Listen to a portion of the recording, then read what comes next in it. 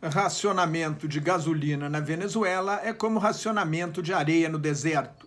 Na antiga União Soviética havia uma piada que dizia: se o Partido Comunista tomar o poder no deserto do Saara, em 2 anos vai começar a faltar areia. Essa história foi lembrada pelo editor-chefe do jornal francês Libération, Laurent Geoffrin, para comparar com a atual situação da Venezuela. O país com as maiores reservas mundiais de petróleo vendeu mais de US$ 1 trilhão nos últimos 30 anos e há algum tempo não tem dinheiro nem para importar papel higiênico. Nos últimos anos, os venezuelanos que moram perto das fronteiras com o Brasil e a Colômbia se acostumaram a comprar tudo nos países vizinhos, menos combustíveis, enquanto brasileiros e colombianos enchiam o tanque do lado da Venezuela. A distorção é tanta que no ano passado, quando o governo aumentou os preços dos combustíveis em 6.000%, $1 comprava 3,5 milhões de litros de gasolina. No início do ano, o litro custava 6 bolívares. Com a virtual destruição do valor da moeda venezuelana pela hiperinflação, o preço médio no resto do mundo era equivalente a 15.000 bolívares. Agora, o impossível aconteceu. A gasolina está racionada na Venezuela. Os motoristas formam longas filas sem a garantia de que haverá combustível quando chegar a sua vez. Como de costume, o ditador Nicolás Maduro acusa os Estados Unidos. No início do ano, o governo Donald Trump impôs um boicote à empresa estatal Petróleos de Venezuela, a PDVSA, que agora inclui até as substâncias necessárias para refinar o petróleo venezuelano, que é um petróleo pesado. Mas a queda na produção vem desde 2002, quando o então presidente Hugo Chávez demitiu boa parte dos técnicos especialistas da PDVSA por causa de uma greve na empresa. No pico, em 1998, ano da primeira eleição de Chávez, a Venezuela produzia 3 milhões de barris de petróleo por dia. Com o sucateamento da empresa, a produção da maior riqueza do país caiu para 500 mil barris diários. Até o fim de 2020, pode baixar para 375 mil barris por dia.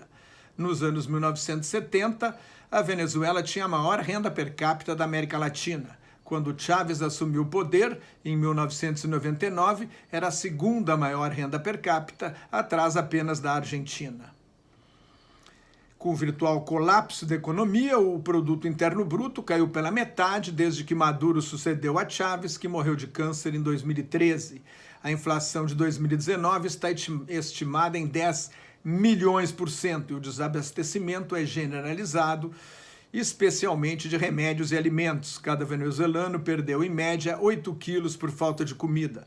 A escassez de remédios aumenta a mortalidade e traz de volta doenças praticamente erradicadas, como varíola e sarampo. Diante da pior crise de uma economia relativamente desenvolvida na era moderna, mais de 4 milhões de venezuelanos fugiram do país nos últimos anos, informam as Nações Unidas. As universidades e centros de pesquisa venezuelanos já trabalhavam com este número há alguns meses atrás. Em janeiro, quando Maduro tomou posse para um segundo mandato, depois de uma reeleição fraudulenta em maio do ano passado, o presidente da Assembleia Nacional, dominada pela oposição, o deputado Juan Guaidó, acusou Maduro de usurpador e foi proclamado presidente interino. Desde então, Guaidó tenta encurralar o regime chavista, primeiro declarando-se presidente, depois com uma operação de ajuda humanitária liderada pelos Estados Unidos, que o governo venezuelano rejeitou, e também convocando militares e a população em geral para uma rebelião contra a ditadura. Guaidó fracassou nas 3 tentativas. Por iniciativa da Noruega, do México e do Uruguai, governo e oposição iniciaram um diálogo em Oslo, a capital norueguesa, onde a renúncia de Maduro chegou a ser cogitada, mas não houve avanço nas negociações.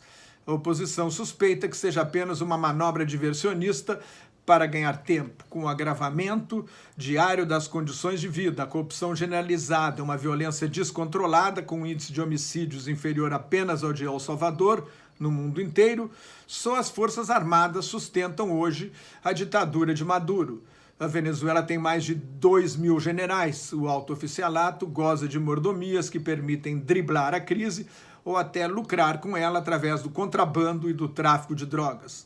A oposição já ofereceu anistia para quem não cometeu crimes graves, mas a cumplicidade generalizada impede a queda da ditadura, por enquanto.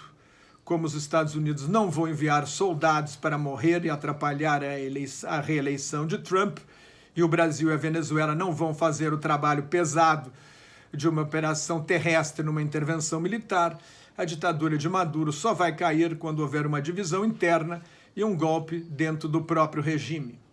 Já está na hora. Mais notas e comentários sobre política internacional no meu blog Globalização em Crise, que está em nelsonfrancojobim.blogspot.com. Muito obrigado.